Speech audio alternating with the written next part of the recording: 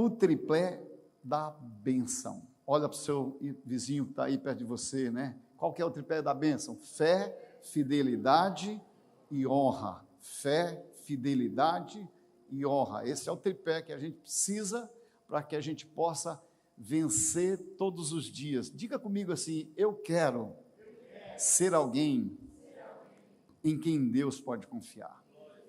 Você quer isso? Você precisa entender isso. Então, queridos irmãos, nós estamos percebendo o que Deus quer. Deus não está procurando gente perfeita. Sabe de uma coisa? Deus está procurando alguém que tenha um coração sensível. Ele está procurando gente confiável, onde ele pode dizer assim: eu confio. Então, é isso que Deus está querendo nos últimos dias. Deus está trabalhando com princípios, e é o que nós vamos falar sobre hoje, nessa noite. Nós vamos querer falar muito sobre princípios, a importância desses fundamentos que são chave espiritual. Sabe por quê? Porque muitas coisas assim, às vezes vêm na nossa vida, como por exemplo, as emoções. A gente não pode viver em cima de emoções, porque as emoções geralmente elas trazem situações na nossa vida, às vezes a mudança de humor, mas quem anda por princípio vence em qualquer que seja a circunstância. Então, quando você anda em cima de princípio, você vence circunstâncias, independe das situações que estão por fora. Aquilo que você carrega dentro é capaz de transformar, inclusive, os ambientes que estão fora. Por isso você precisa ter dentro do seu coração essa fé inabalável, essa fé que eu vou falar hoje com você. Muita gente quer bênção, mas não quer viver por princípios, porque o princípio te leva para a responsabilidade. O princípio vai te levar para andar em cima do perfil daquilo que Deus tem para você, e nós precisamos disso. Muita gente quer milagre, mas não quer alinhar a sua vida com o Senhor, e o caminho da bênção é alinhar com Deus, porque, presta atenção numa coisa, vontade muda, mas princípio jamais vai mudar. Então nós precisamos ter o nosso coração totalmente convictos do que Deus é, do que Deus faz, do que Ele está realizando, e você tem sido chamado para isso. Hoje eu creio que Deus está te chamando para alinhar nesses 3 pilares que são muito importantes. Olha só: fé, fidelidade e honra. Você precisa desse tripé. Não pode deixar que nenhum desses pés possam cair, porque senão você pode ter problema. Então esse tripé é muito importante para que você possa ter sua vida sustentada nessas 3 áreas muito valiosas, e você vai ficar firme, com certeza. Eu quero profetizar já na sua vida, eu quero declarar sobre você hoje, em nome de Jesus, e receba, e abre sua mão assim e diga: a minha vida não vai cair, porque ela está sustentada na fé, na fidelidade e na honra. Que Deus possa guardar a sua vida, em nome de Jesus. Que Deus te sustente com vida de bênção. Então eu quero começar falando desse primeiro ponto, que eu sei que é muito importante para a nossa vida, que é a fé. A Bíblia diz: sem fé é impossível agradar a Deus. Então é necessário que a gente tenha fé. A fé para mover o sobrenatural. A base da vida humana é tentar andar pelo natural. Pelo natural a gente cansa. Pelo natural a gente não consegue às vezes enxergar.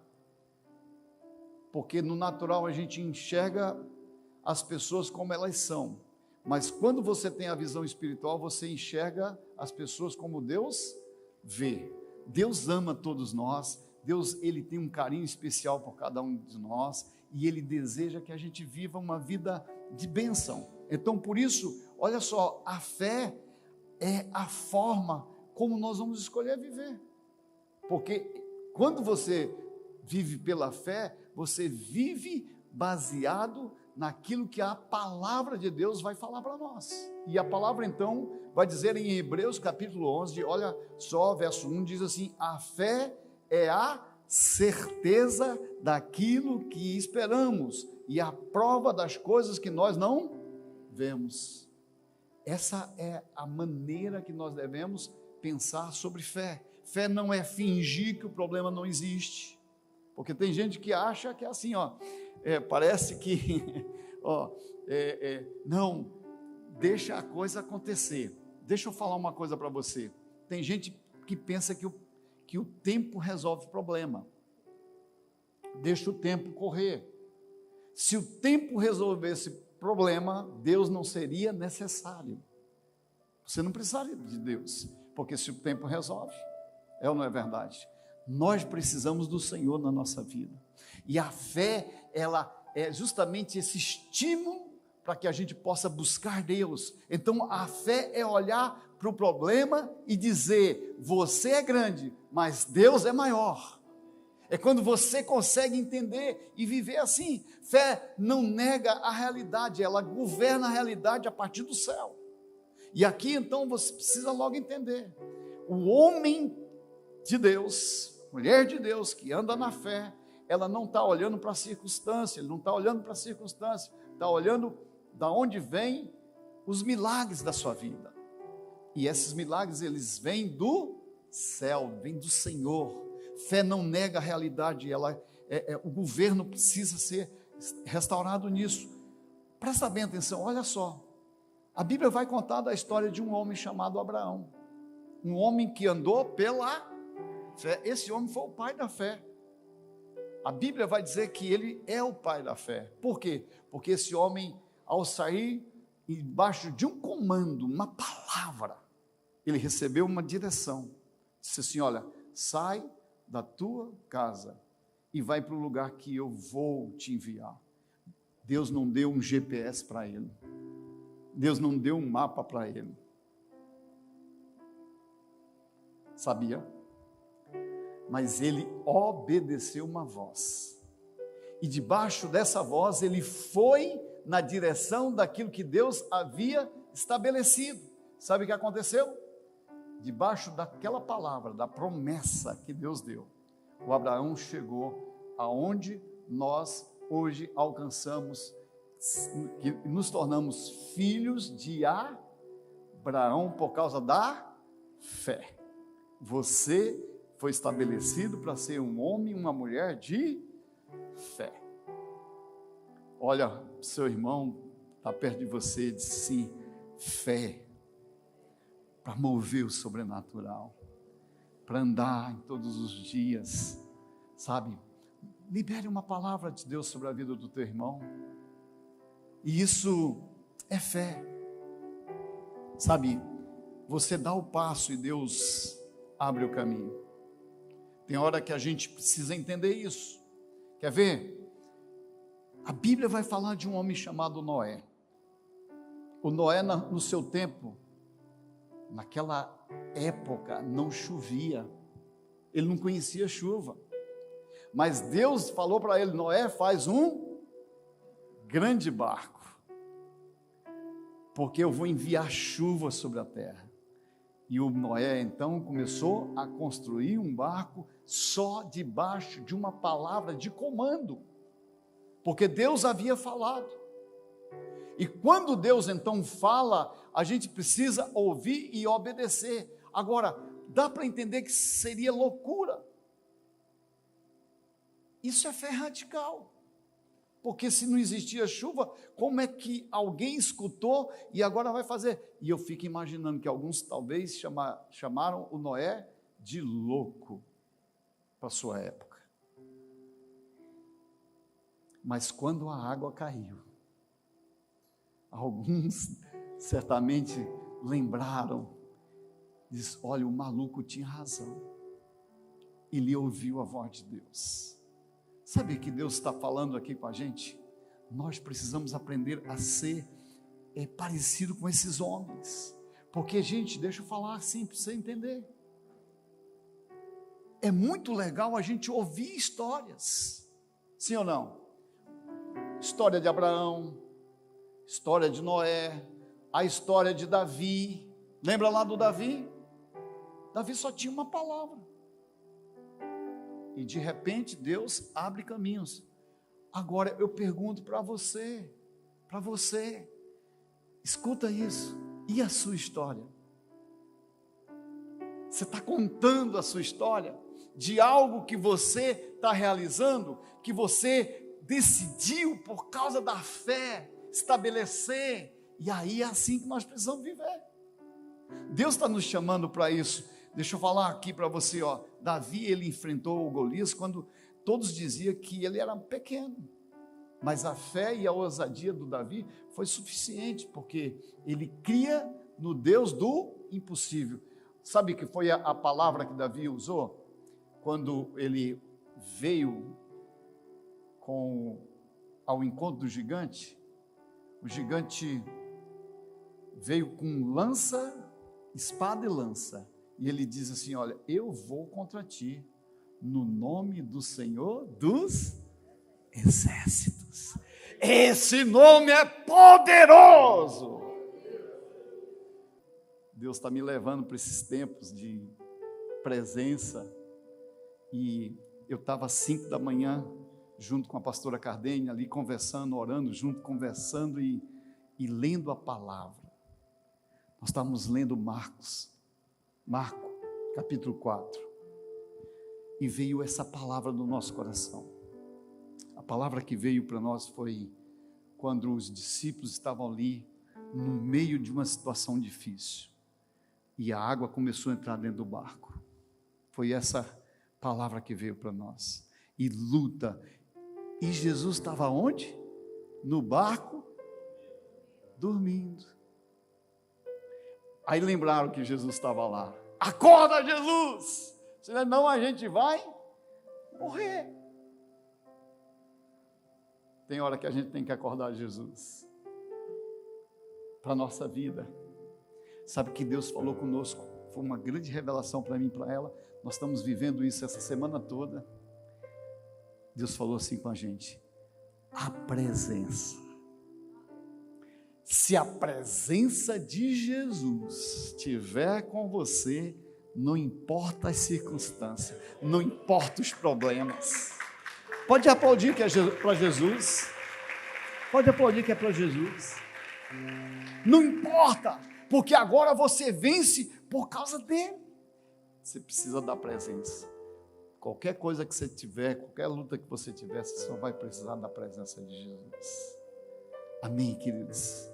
Eu não sei se você consegue entender, mas eu quero profetizar sobre a sua vida. Então repita comigo, por favor. Diga assim: Pai, eu quero sair do medo e entrar na fé. Eu quero, Deus, parar de duvidar e quero começar a confiar plenamente no Teu poder.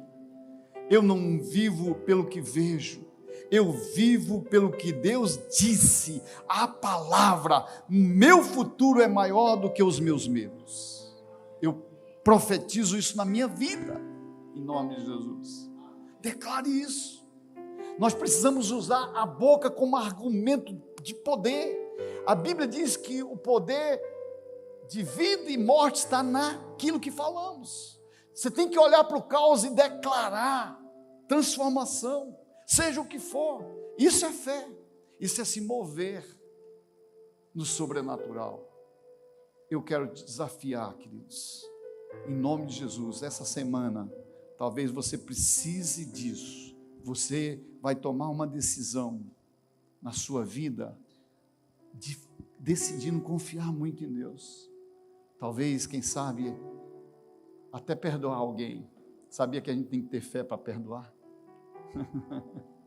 Que às vezes a gente é magoado. O inimigo, ele vai estar sempre tentando paralisar os sonhos de Deus, que é você. Você é um sonho de Deus, um projeto de Deus. A tentativa do diabo vai sempre tentar destruir a gente, colocar confusão, situação difícil. Mas nós somos chamados para nos levantar e viver o projeto de Deus. E eu quero falar para você quem obedece por fé sempre chega mais longe. Vai sempre chegar mais longe. Em nome de Jesus. Segundo ponto que eu quero te dar hoje, que é um desafio também para nós, é a fidelidade. Quem você é quando ninguém está vendo? Quem você é quando ninguém está enxergando? A fidelidade é algo que a gente tem que viver no secreto. Nós somos chamados para viver milagres em secreto. Agora, olha só esse segredo aqui. Lucas capítulo 16, verso 10. A palavra de Deus assim: quem é fiel no pouco, também é fiel no muito. Hoje pela manhã, eu falava de algumas pessoas que começaram na sua caminhada cristã, e pessoas assim que eu vi começar pequeno, mas fiel. Depois essa pessoa veio crescendo, fiel, e aí imagina o tamanho que essa pessoa está em crescimento. A fidelidade. Eu me lembro muito que essa pessoa um dia me chamou, disse: eu tenho um projeto, eu quero sair de ser funcionário e quero me tornar empresário. E eu ouvi, perguntei: o que você tem? Eu só tenho uma mesa e um computador emprestado. E agora você vai ter que ter uma palavra na sua vida, a palavra de fé, fazer uma aliança com Deus, que tudo que passar nas suas mãos, você vai ser fiel ao Senhor. E aquela pessoa começou a ser fiel. Os milagres não param na vida dessa pessoa. Fidelidade atrai bênção. É muito fácil, às vezes, eu ser fiel quando eu estou ganhando R$2.000 por mês. Aí eu vou lá, pego meu dízimo de R$200 e aí eu sou fiel. E quando eu ganho R$10.000, e quando eu ganho R$20.000, sabe o que eu vou falar para vocês? Eu quero dizimar R$100.000. Tem alguém que quer dizimar R$100.000 aqui? 1 milhão de... É isso aí. Porque quem é fiel no pouco, para você chegar no muito, você precisa ser fiel no pouco. Sabe aquele carro que você tem? Cuida bem dele. Sabe a casa que você tem? Cuida bem dela. Sabe tudo que Deus tem confiado em você? Cuide muito bem, seja fiel a pequenas coisas, porque assim é a escada para você crescer, para ser grande em todas as outras. Consegue entender isso? Quando eu estou falando isso, querido, a gente de forma alguma está vendendo ilusão para ninguém, tá? Porque caminhar por fé não é ilusão, é certeza e garantia de dias melhores. Por causa do Senhor. Isso é a fé que vai estimulando a gente a andar nessa fidelidade. Então, deixa eu falar uma coisa para você. Deus não testa você no grande. Geralmente Ele testa no pequeno. Sabia? Ele quer saber se você é fiel. Aí depois você vai andar estimulado em Deus. O pouco precisa se tornar algo grande para você. Então você precisa de entender isso. Quer ver uma coisa? Você perceber como Deus é maravilhoso e bom? A resposta de Deus para a vida do José. Lembra lá da história de José? Como foi? O José foi fiel nas pequenas coisas. Qual foi o segredo do José? É que ele sabia que a fidelidade era algo muito valioso. Então José foi fiel como escravo antes de virar governador. A Bíblia diz que quando ele foi enviado, né? Porque na verdade foi Deus que enviou, os irmãos só ajudaram no processo. Inclusive tem gente que Deus está assim, tentando enviar você, porque quando vem pressão, quando vem palavras negativas, sabe o que Deus está querendo fazer com você? Te colocar em evidência, mudar a sua história. Sabia disso? Então, olha só, o José então vai ser enviado para a casa do Potifar. Sabe o que Deus fez lá na casa do Potifar? Ele foi alguém que fez tudo com excelência. Por causa da excelência lá, ele foi colocado como em posição. Quando ele chega na cadeia, a cadeia se transformou. Então eu começo logo a pensar que o problema não está nas coisas externas, está aonde? Às vezes dentro da gente. Nós temos a capacidade de mudar as coisas externas pelaquilo que nós vivemos. E aí, de lá da cadeia, ele foi chamado para fazer o quê? Governar. Você consegue entender isso? Não dá para entender humanamente, só com a visão espiritual. Eu posso dizer para você do Davi. Davi foi fiel cuidando de ovelhas antes de ser um líder de uma nação. Incrível. Pequenas coisas. O homem vê pela aparência, mas Deus vê o coração. Lembra lá quando ele foi ser ungido como rei? O profeta Samuel chega com um azeite para ungir e aí manda os filhos entrarem. Aí entra um, entra outro, e aí eu imagino o Samuel diz: é esse bonitão aí. Sim, parece com o pastor Fábio. Brincadeira. Senão vocês nem vêm aqui mais, né? Então, de repente, não é esse não. Passa, tem outro. Não tem mais ninguém. Tem o Davi. Aí chega o Davizinho. Uau! Fiel. Homem segundo o coração de Deus. Quando Davi chega, meu Deus, recebe a unção e agora se torna rei. Fidelidade atrai bênção, transforma situações e ambientes.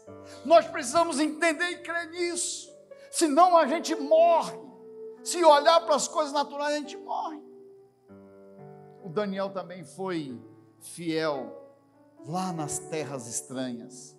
Qual foi o desejo e o sonho de Deus para ele? Autoridade. Ele recebe autoridade. Diga comigo assim: o caráter do secreto vai me promover ao público. Foi isso que esses homens viveram. Foi isso que eles viveram. Em nome de Jesus, faça essa declaração comigo. Diga assim: mesmo quando ninguém vê, eu vou fazer o que é certo.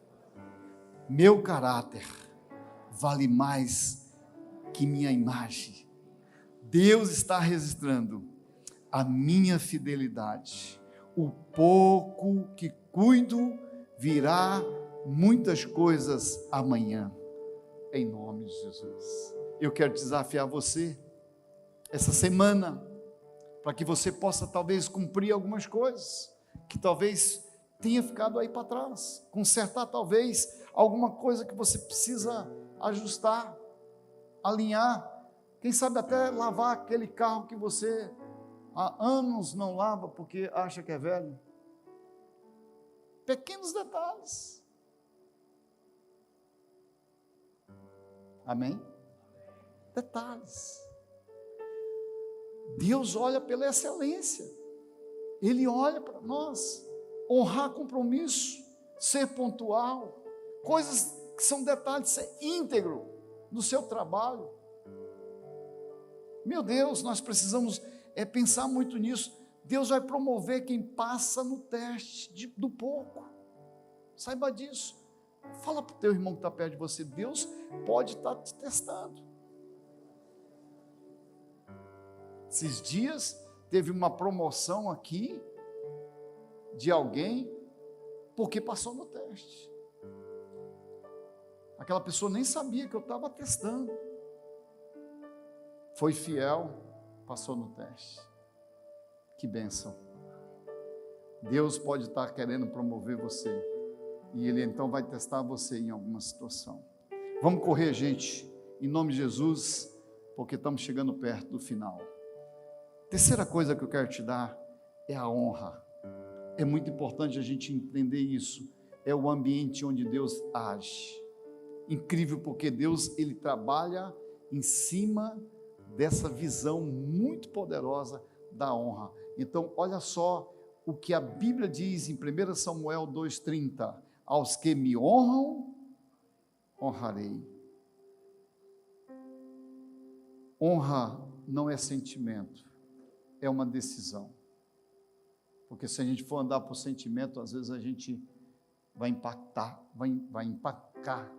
em alguma situação. Você honra mesmo quando não concorda. Tem que ser assim. Pai e mãe, né? A Bíblia diz que a gente deve honrar nossos pais, nosso pai e nossa mãe. Tem hora que a gente até não concorda, mas é um princípio. Honre o pai e a mãe para que os teus dias sejam felizes sobre a terra. E você também prospere.